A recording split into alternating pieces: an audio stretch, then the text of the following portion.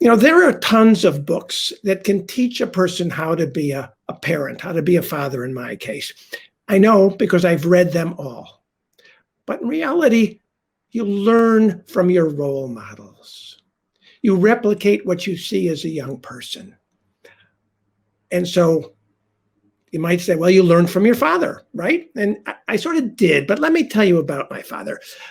Now, I can make my father sound really, really interesting. He was a tap dancer, a gifted musician.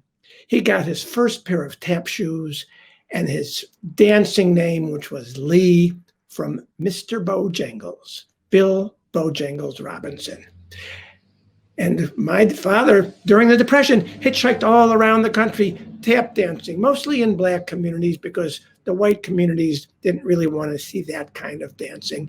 And he was very, very creative. The problem is he was a really, really, really bad dad. Like a lot of artists, he was a narcissist and didn't really care for anybody but himself. So when I was 9, he just danced away. He left us on a moment's notice and just went to Southern California, never to be found again.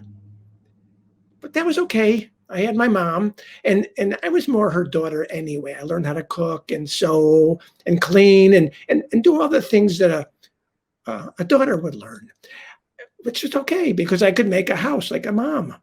But then my mom died when I was 14, and I no longer had a house to make. Actually, I didn't really have a house at all anymore.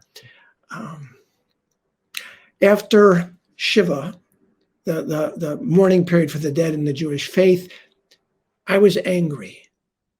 I had no father, I had no mother, and I was bounced around from different temporary homes, one to the other, to the other, to the other, each one getting rid of me before very long. And I had no role models at all. One father was a womanizing crud.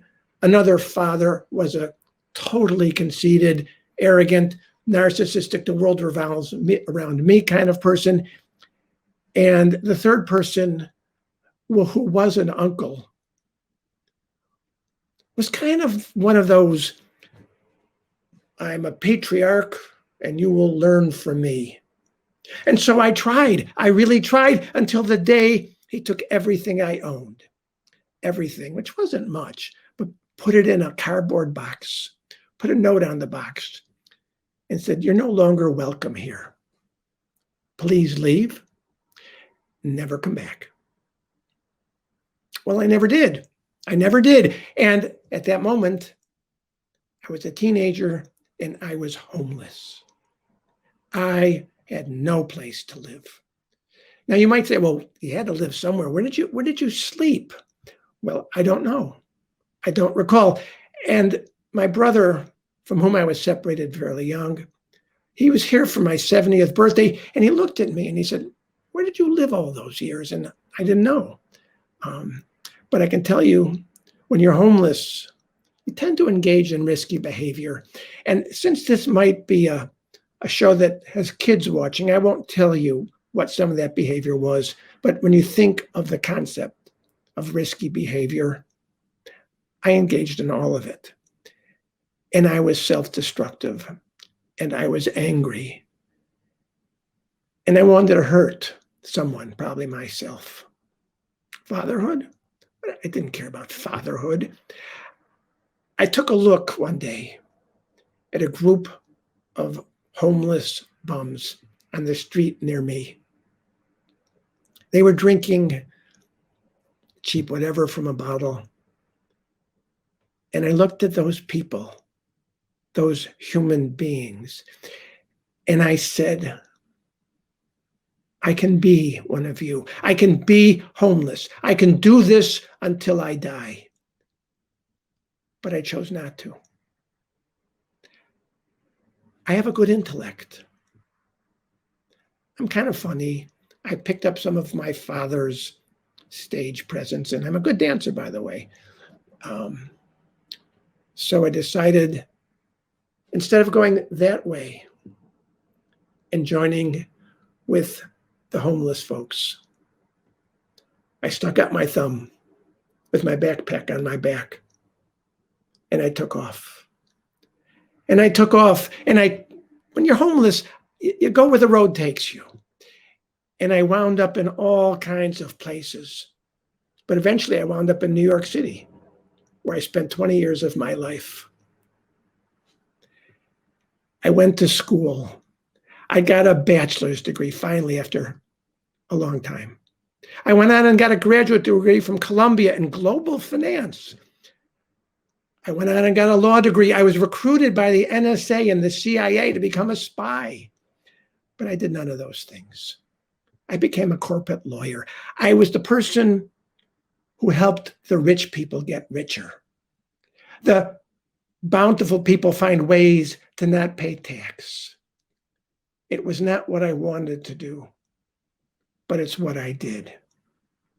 I still don't know how to be a father, but to stay sane, I learned how to do traditional Irish ceilidh dancing. This goes all over the place, but this is my life all over the place.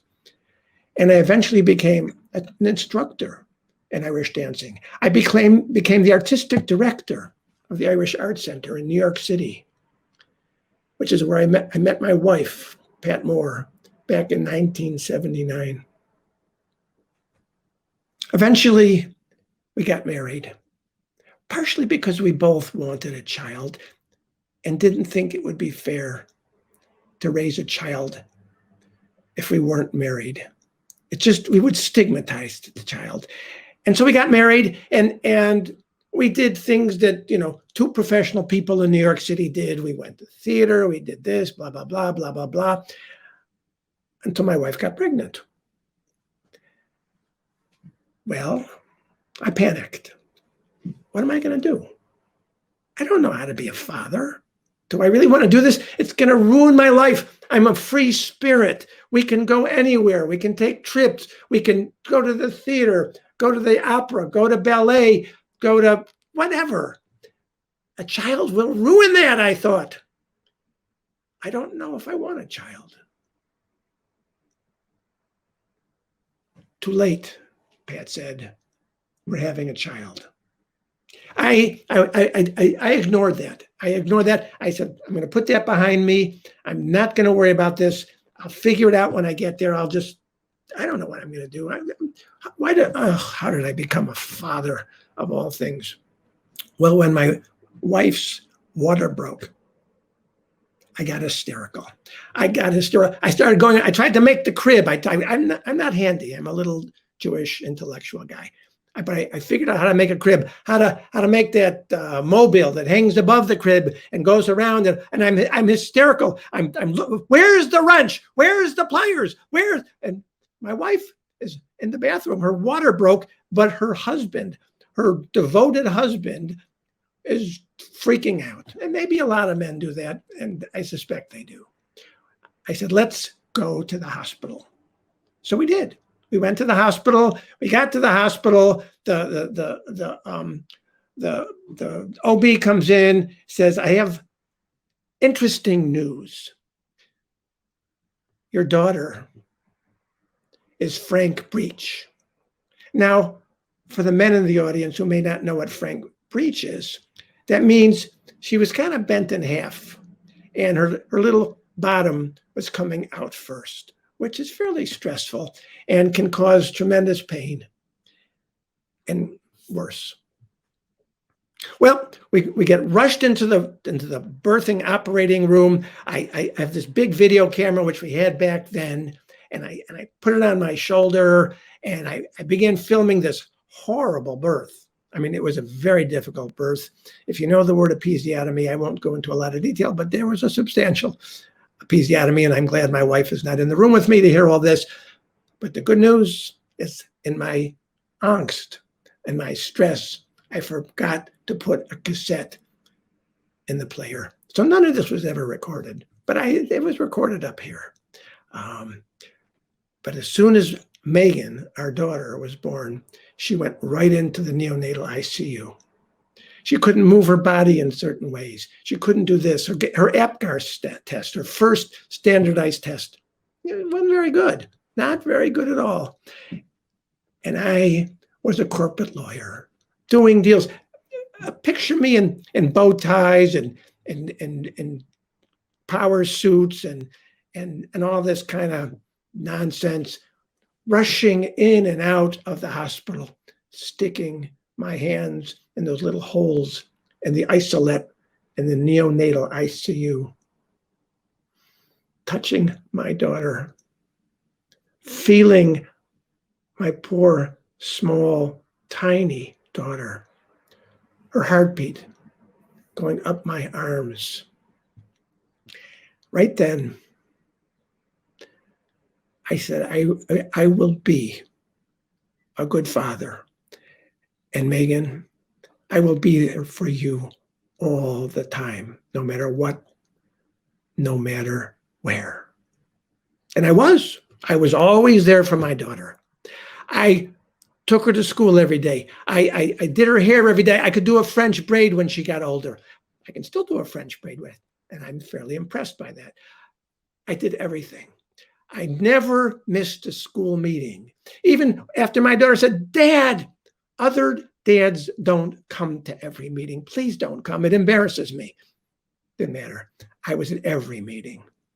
I coached her in softball for about a decade. I grabbed all the kids. I put them in a van. I took them everywhere. We played in tournaments. I was going to be the father my father never was. And I always, always, always remembered not to be mean to my daughter. Now, you could argue that maybe I spoiled her from time to time. And I did. I did. But I was the one who was always awake when she came home at her curfew. I was the one into whose eyes Megan had to look. Because I told her, Megan, there's nothing you can do that I haven't done before. And I'll know. And she hated that. She hated the fact that I was always up. But one time I was sick. I was puking my guts out. And I was in bed, and Megan came in and said, Dad, where are you? I said, Megan, I'm in bed sleeping. I'm really sick. She said, please get up. Please get up. And so I did. And we sat and we talked and we played video games together. And I was a good father. I was a great father. Well, my daughter decided that she did not like living in small town Minnesota, which is where we live. She wanted to go to school out in LA. She wanted to go to Occidental College, otherwise known as Oxy. And so we went out, we drove out for the college tours and did all those things. And when she said, now, Dad, walk away. I want to see what the other kids are like. And I don't want my father around. That was like a dagger to my heart, but I understood. I recovered. And she wound up getting accepted to Oxy. And she went to Oxy. And we would drive there together, back and forth from Minnesota to LA. Well, when we first dropped her off at Occidental, maybe you've lived through this. You help your daughter or your son schlep all their boxes into their little dorm room. You have no idea where they're going to put all that stuff, but that's not your job to figure that out. That's their job. Okay, back off a little bit, Dad. Then you wave goodbye and you get in your car and you pull away, knowing if you raised her right, this will be good for her. Well, we didn't pull away right away because I was driving and I was crying uncontrollably, like a baby, weeping, snot coming out my nose. Pat, my wife, she's Irish. She doesn't cry. That's not what she does. I cry. We eventually left, went home, but my work took me back and forth to LA a lot. So about 2 weeks after Megan started Accidental, I called her up and said, I'm going to be in town. Let's go have a nice dinner. I'm staying in Beverly Hills, and I'll take you to a really nice seafood restaurant not far from my hotel. And we did. And I was staying at a friend's guest house in Glendale. And Accidental is it's just north of downtown LA. I dropped Megan off at her dorm, said goodbye, I'll see you again probably in a month. Drove back to my guest house. I'm about to turn off the car, and Megan calls. She's crying. She says, Dad, please come get me. And I do, of course. And we go back to my little guest house. And we sit down on the living room floor. And we cry, and we cry, and we cry. She's lonely. The girls from Beverly Hills are being mean, and they don't include her in anything. She has no friends. What can she do? And we weep, and we weep. And I hold her face, and she holds mine. And I say, Megan, if you want to leave and come home to Minnesota, the university will take you in an instant. But if you don't want to do that and think that might be defeating, stay. Give it your best. But just promise me that if next year, when you own the place, if you see a young person lost, maybe with tears in their eyes, you go up to that person and reach out and be their friend. She said, yes. I kissed her on the forehead and I told her, I love you, Megan. And she looked at me and said, I love you, Dad. You're the best dad in the whole world. Well, she graduated Oxy. And she's doing very well. She's married to a wonderful guy. And they live in Houston today. And she's a teacher about to become a teacher's teacher, teaching literacy for teachers around the state of Texas. She has 2 wonderful kids who are my grandkids. And no, I don't have anybody to look up to, anyone to emulate, any grandfather figure to whom I can say, I'm going to do it the way Grandpa did, because I never knew my grandfathers. But you know what? I'll figure out how to be a grandpa, and I'll do it well. You know why? Because that's what I do. I figure things out. And then they come for the first time since the pandemic to visit us on July 3rd. I will probably cry once again when I meet them at the airport. I can't wait.